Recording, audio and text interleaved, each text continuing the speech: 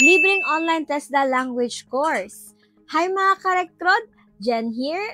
Alam niyo bang maraming kababayan natin na gustong mag-abroad?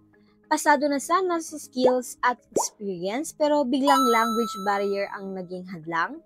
Nakaka-frustrate, no?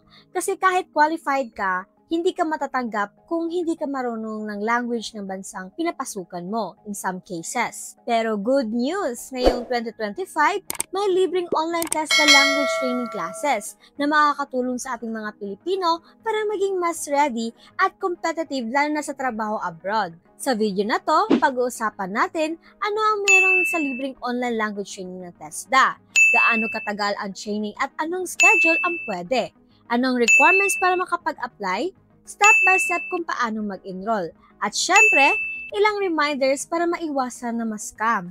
By the way, quick disclaimer lang po, kami po sa Recruit PH ay hindi affiliated sa TESDA o sa kahit anong agency. Layunin lang namin magbahagi ng verified at updated na impormasyon para makatulong sa ating mga kababayan. Ano ang TESDA Language Training Program? Ang TESDA Language Skills ay nag-o-offer ng free language and cultural training para sa mga Pilipinong gusto magtrabaho abroad. Normally, ang ganitong klase ng training ay nagkakahalaga ng 20,000 to 30,000 sa private schools. Pero dito sa TESDA, libre lang. Ang training ay tumatagal ng 38 hanggang 50 days depende sa language course. At ang maganda, may choice ka ng schedule. Morning, 8 a.m. to 12 noon. Afternoon, 1 p.m. to 5 p.m.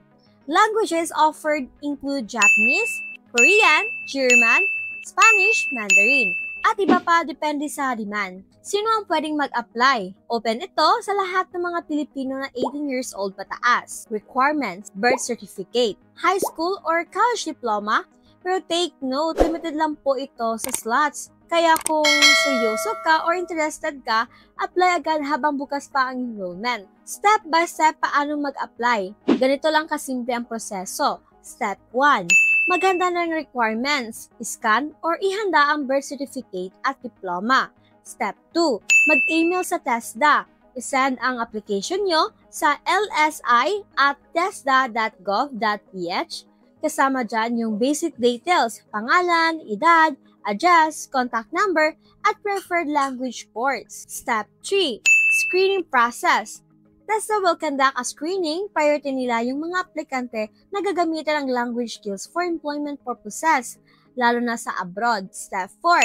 Attend the training. Kapag accepted ka, you can start your online training. Libre lahat, may modules at instructor provided by TESDA.